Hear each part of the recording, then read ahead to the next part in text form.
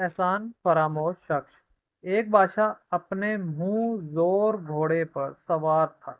घोड़ा किसी वजह से बिदका तो बादशाह सर के बल जमीन पर गिर गया और उसकी गर्दन की हड्डी के मोहरे हिल गए। अब वो गर्दन को हरकत देने पर भी कादर ना रहा। शाही तबीबों ने अपनी तरफ से सर तोड़ कोशिशें की मगर वो बादशाह का इलाज ना कर सके। एक दिन यूनानी हकीम बादशाह के पास आया। इस कदर जान पहचानी से इलाज किया कि बादशाह ठीक हो गया। इलाज के बाद वो हकीम अपने वतन लौट गया। कुछ अरसे बाद वो दोबारा बादशाह के वतन में आया तो सलाम के इरादे से शाही दरबार में हाजिर हुआ। अब लाजिम था कि बादशाह इस रोए कदरदानी से इस हकीम से मरवत और मेहरबानी का बर्ताव करता, लेकिन बादशाह ऐसे बन गया जैसे इस हकीम को जानता ही ना था। बादशाह के इस रवैये से हकीम सख्त रंजीदा हुआ।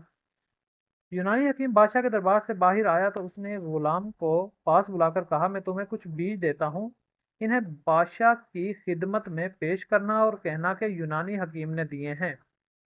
अगर आप इन्हें देखते अंगारों पर डालकर इनकी धुनी लेंगे तो बहुत फायदा होगा।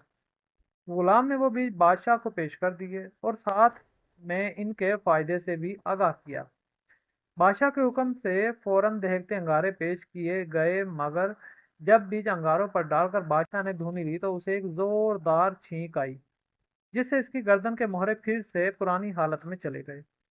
बादशाह बहुत चीखा चिल्लाया, सिपाही दौड़े के हकीम को गिरफ्तार करके लाओ।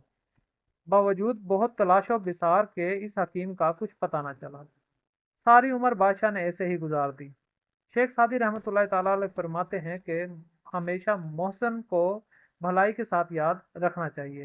एहसान फरामोश शख्स कमीना होता है और फरमाने खुदाबंदी है कि कमीना शख्स भलाई नहीं पा सकता। वीडियो अच्छी लगी हो तो वीडियो को लाइक कर दें, चैनल को सब्सक्राइब कर दें। मिलते हैं नेक्स्ट इसी तरह की एक अच्छी सी वीडियो के साथ, तब तक के लिए इजाज़त दीजिए।